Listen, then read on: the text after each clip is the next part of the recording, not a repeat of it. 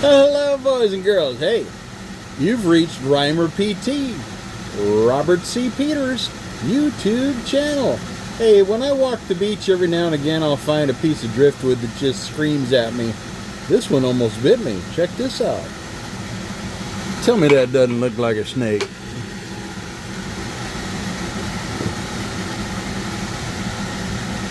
Looks like a snake. We got a project today, boys and girls. I'm going to put you on hold for a minute, and I'm going to put on my personal protective equipment, my glasses, my mask, my glove. I'm going to get out my Dremel 4300 with a Dremel flex shaft, and we're going to pick out a bit, and we're going to start carving, turn this piece of driftwood into a rattlesnake. Yeah, well, maybe not a rattlesnake, but a snake. So, put you on hold for a moment. I'll be right back. Okay, I've got a Kutzel Extreme Flame burr, and I'm looking at this, and I think I'm going to have to get rid of most of that right there and make that the head, because this, though it looks good, is just pretty trashed. Seeing that? Yeah, I'm gonna cut it right about here. So if you'll bear with, oh, that's cool on the bottom though, damn it.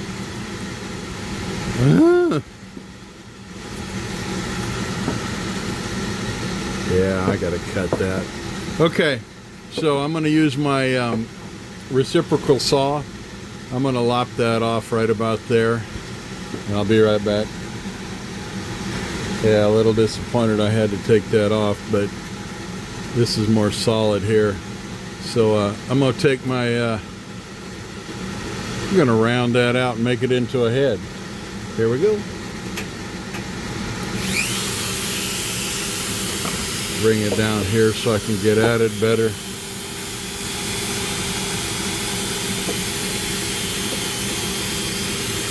Oh, and I'm gonna turn on my come on, Robert, get it together. I'm going to turn on my vacuum here. This is a downdraft. It sucks down into my shop vac, so it takes care of the sawdust. Get that turned on. Sorry about it being loud, but it works really well.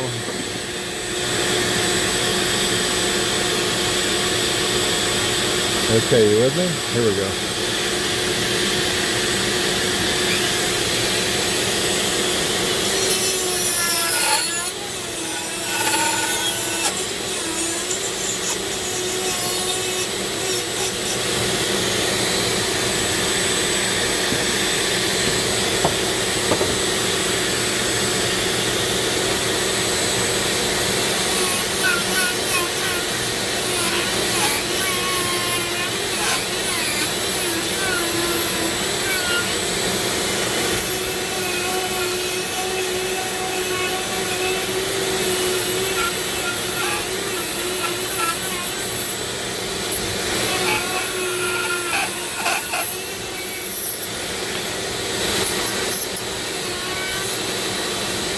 This appears to be sycamore.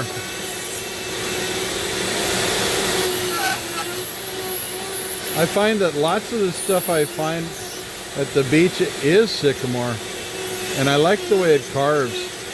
It's hard enough to work with, but not too hard.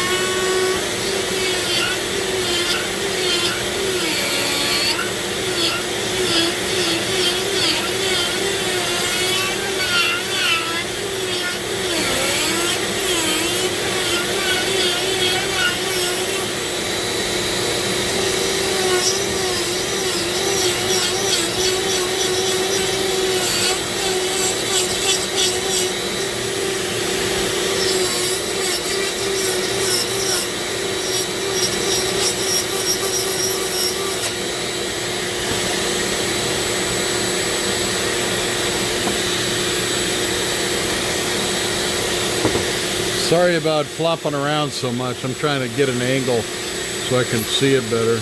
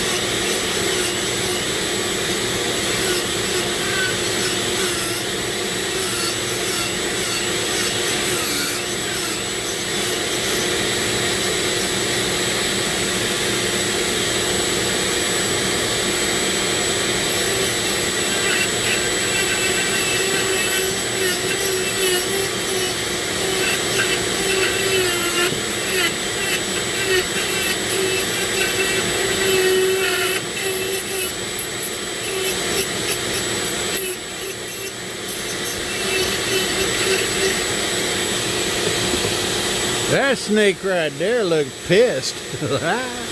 Nice.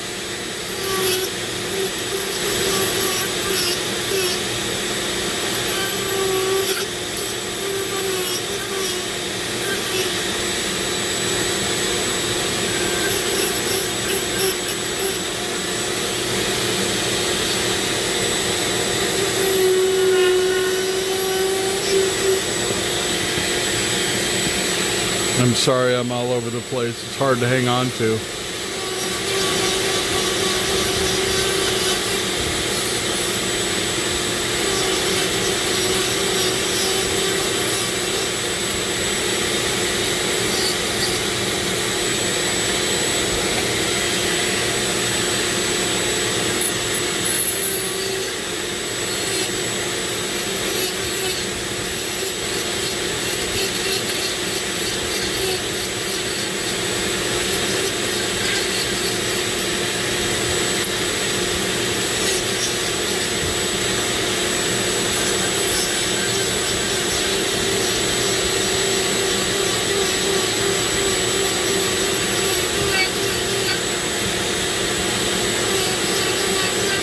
Anybody that grew up in snake country like I did knows that a rattlesnake has kind of a square head. That's what I'm trying to accomplish here.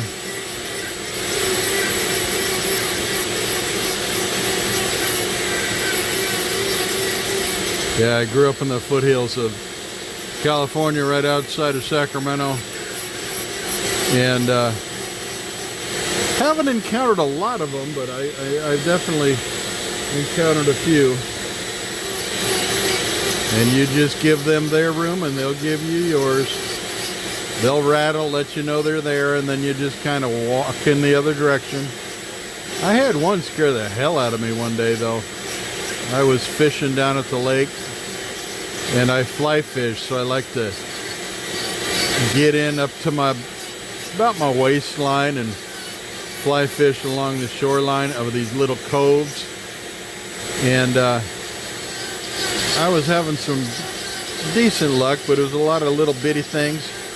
So I decided to head up to another cove, and I kind of boonie crashed through all of the weeds and stuff, and I got up on a trail, and it dropped me into another cove on the lake.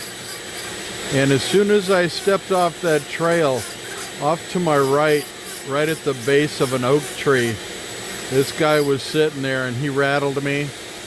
And off in the distance, I heard the scream of a little girl, and I was back on that trail so fast that I didn't even realize it had happened. And then I realized that scream that I heard was me. Scared me half to death. It startled me more than scared me, because I know how to react to it. You know, if you see a snake, you find out where it is and then just move away from it. He'll go away. But this guy was right there, and he was up and ready to strike, because I was stepping into his turf, and he didn't like that one bit. But I went around him, went down the lake, did all right. At the time, I was fly fishing, and I just loved to get in there and mess with the bluegill. And every once in a while, I would catch a little bitty bluegill, and they'd start swimming along, and then all of a sudden, that little bluegill that I have on the line that I'm trying to retrieve just goes crazy, and a bass comes up from the depths and just grabs it before I can get it to shore. Now that's a story right there, because those bass, some of those bass are just huge.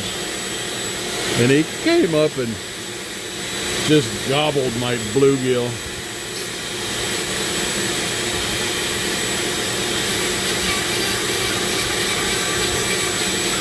I'm gonna work on this neck a little bit and take this down around here. I'll be right back. All right, I've switched burrs. I now got a medium grit Cutzel taper burr. I'm gonna see if I can focus this in. I'm gonna work on this head. Hopefully I can keep you in frame. Kind of hard to work with, so difficult. Anyway, here goes.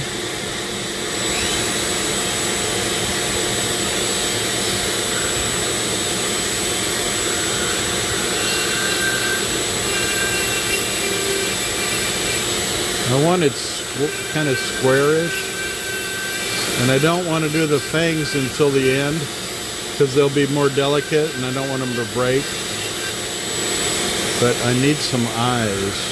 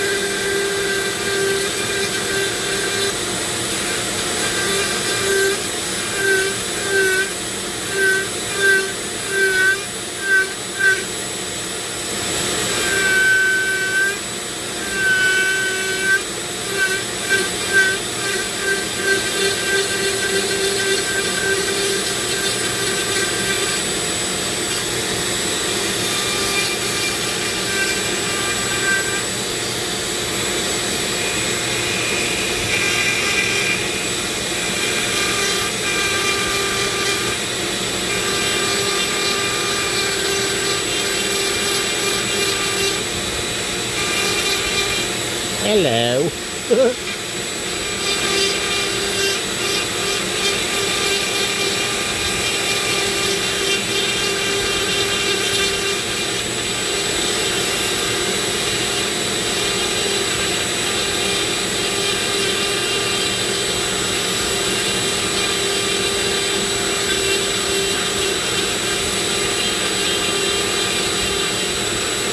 See how important this glove is? If that sucker pops, it's going to hit the glove instead of my bare hand. Because if you've ever been hit, it hurts and it bleeds and makes a flippin' mess.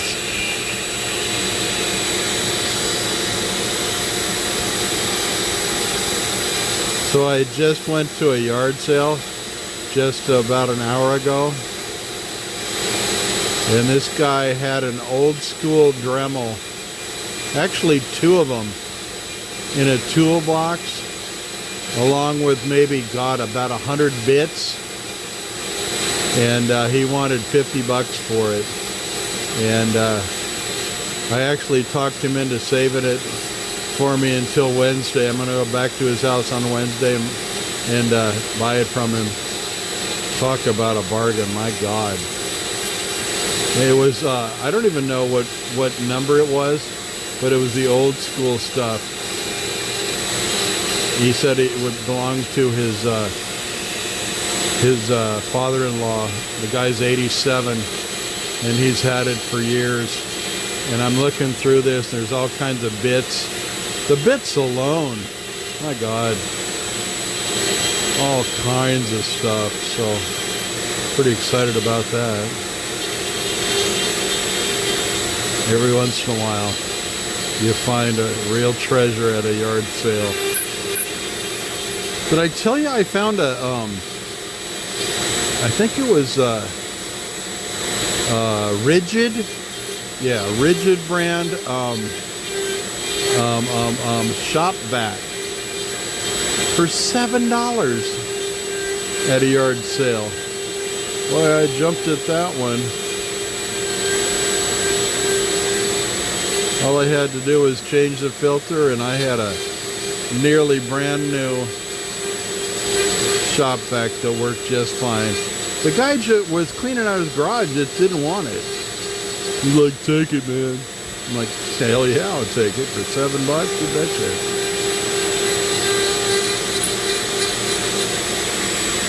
I'm sorry. I'm trying to stay in frame, but it's tough.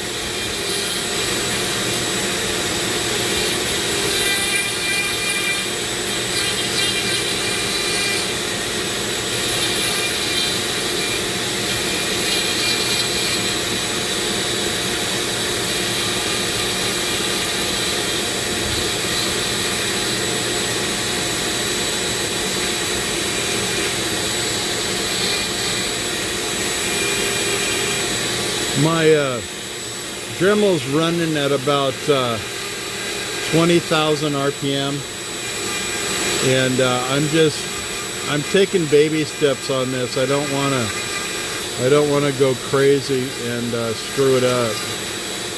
So I'm barely touching to get my grind, but it's looking good, I think.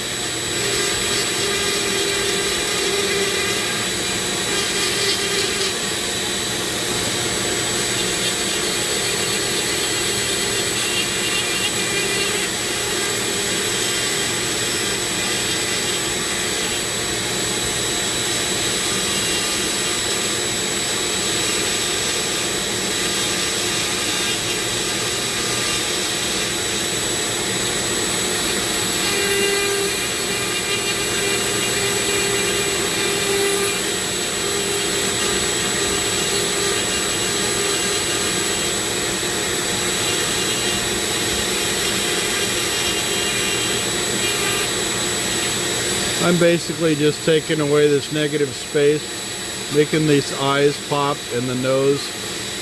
I'm going to go off camera for a little bit and work on this. I'll come right back. Okay, I'm going to get in here and work on the mouth. because his mouth has got to be open for those fangs to be coming out.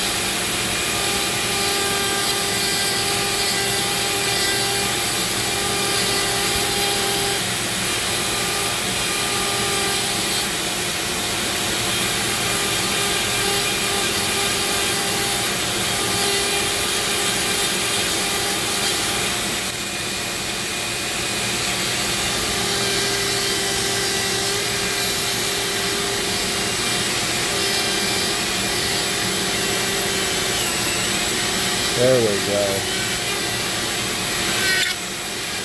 By the way, it's always a good idea to have a fire extinguisher in your shop. You probably never use it, but if you need it, you're going to want it.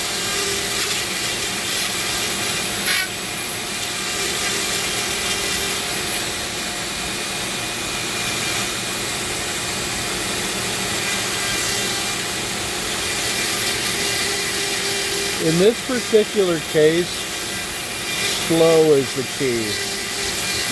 Let the burr do the work. Get in there and be delicate with it. Press a little bit and you'll see how those little notches on the burr will dig. You don't have to push like crazy.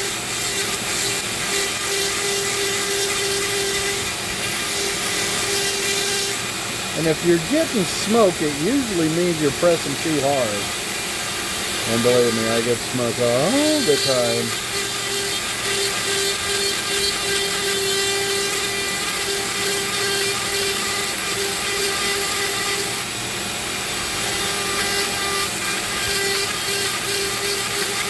Okay, I'm going to go off camera for a minute because I got to turn this to get this other side over here.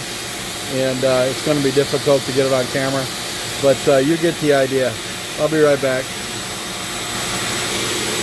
Okay, now you want to kind of have that go like this. Don't go flat across. I think it'll look better.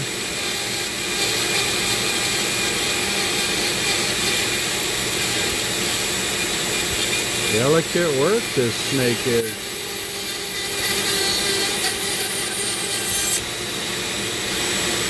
Yeah, baby. I'll get your fangs perfect in a minute.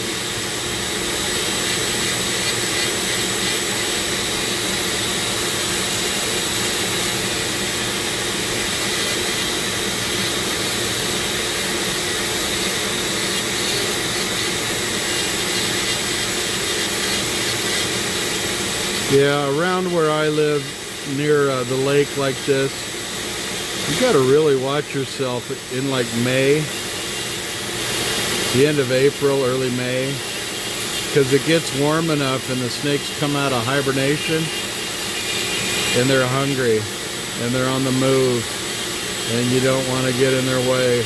Not that they're going to eat you, but they're out and about because they're hungry. And that's a easy way to get bit if you're not alert. I always want to be alert when you're out and about in the God's country,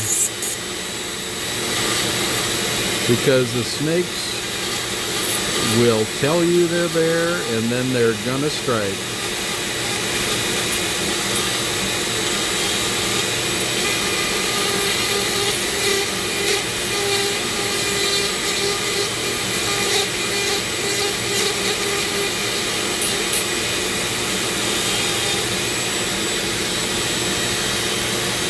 Okay, I'm gonna go off Actually, let's do another video after a little bit. I'm going to work on this, and I'll make another video a little later.